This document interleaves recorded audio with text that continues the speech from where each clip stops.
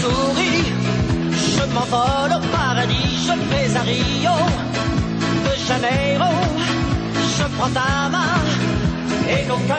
C'est pas mal, bien vu, puisque là on va parler de la beauté brésilienne. Ouais. Donc on a commencé la matinée avec Julio Iglesias, maintenant on enchaîne avec Claude François, Laurence Dorlac pour les rituels en fait, les rituels qu'on ne connaît peut-être pas ici en France et qui ont tellement d'importance pour que vous soyez... et qui tentent de débarquer en France.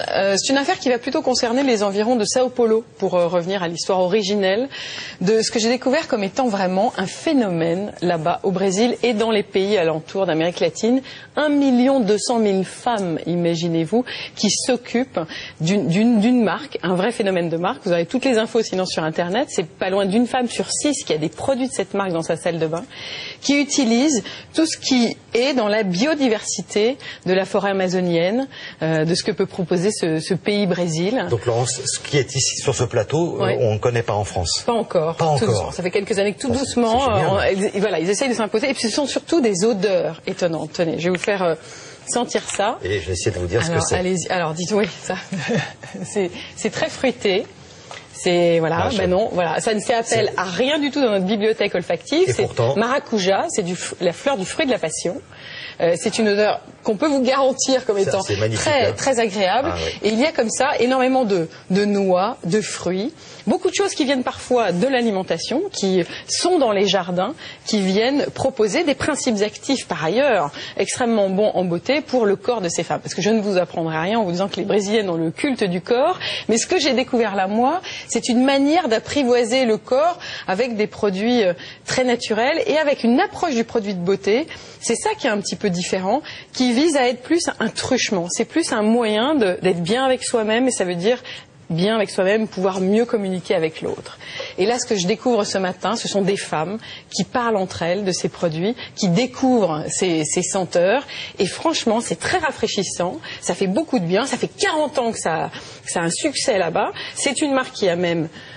j'allais dire pilonné, c'est pas complètement le mot, mais c'est pas loin, qui est passé devant de très gros leaders français de la cosmétique dans le monde. Donc franchement, il faut saluer cette dynamique-là. Donc c'est une rubrique un petit peu spéciale pour ce matin en beauté. C'est une découverte à faire sur Internet par le biais de notre site à nous, et puis en images maintenant avec une Française qui est tombée littéralement amoureuse du Brésil puisqu'elle a épousé un Brésilien. Elle vient de faire un petit bébé, Delphine, et elle décide de réunir des femmes et de leur faire découvrir cette biodiversité brésilienne. Vous allez découvrir ses saveurs et ses senteurs. Bonjour les filles, André, ça va? Ça va et vous?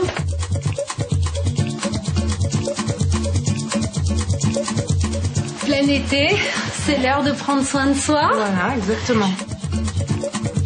Le bem-estar bem, c'est le bien-être bien, c'est la traduction littérale. Faire appel à nos sens, c'est très important pour la cosmétique brésilienne, puisque c'est ce qui va nous amener au bien-être grâce à l'esthétique du produit, ça commence par là.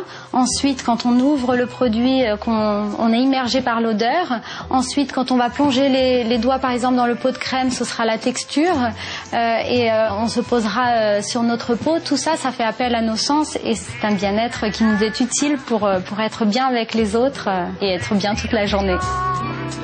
On peut commencer par la crème pour les mains, on va se faire du bien, on va se détendre un petit peu. La cliente, plutôt que d'aller dans son magasin toute seule et acheter son produit, et en plus à lire toutes les étiquettes pour essayer de s'y retrouver, la vente par relation va lui apporter plein de choses. Les indigènes ont l'habitude de remercier le ciel père. On peut le faire en mettant les mains comme ça. Voilà, on récolte l'énergie. Et de la terre-mère. Cet esprit de partage et de joie qu'on va pouvoir avoir ensemble lors d'un bon moment qu'on va passer à la maison entre copines et partager tous ces moments de bien-être, par exemple des rituels, des massages, automassage des mains, automassage du visage. La femme brésilienne s'occupe énormément de son corps, de ses cheveux également. Donc les produits cosmétiques vont apporter vraiment une très forte hydratation. Pour chaque produit, il y aura un ingrédient qu'on va mettre en valeur. Il aura sa propre texture, sa propre odeur, sa propre couleur pour vraiment faire appel à nos sens et se plonger au cœur de ce fruit. Et là, vous découvrez l'odeur de la castagna. Tu aimes, Alexandra? Ah oui, ça sent très bon.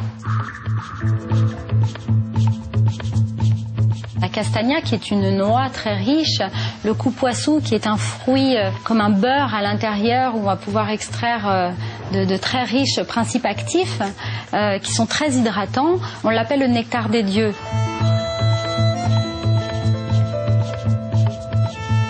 Vous avez également les fruits comme la pitanga qui va apporter des vitamines, la vitamine A et C. Le pitanga, c'est un petit fruit rouge qui se cueille dans les arbres au Brésil. Moi, j'aime bien les parfums de la pitanga. Moi, c'est plutôt maracuja, avec la texture plus onctueuse. Vous avez plein d'autres ingrédients comme le cacao. C'est très riche, il y a beaucoup d'ingrédients.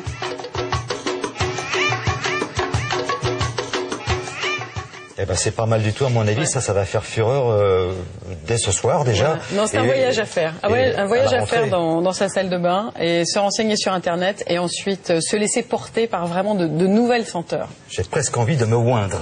J'avais envie de sortir ce mot.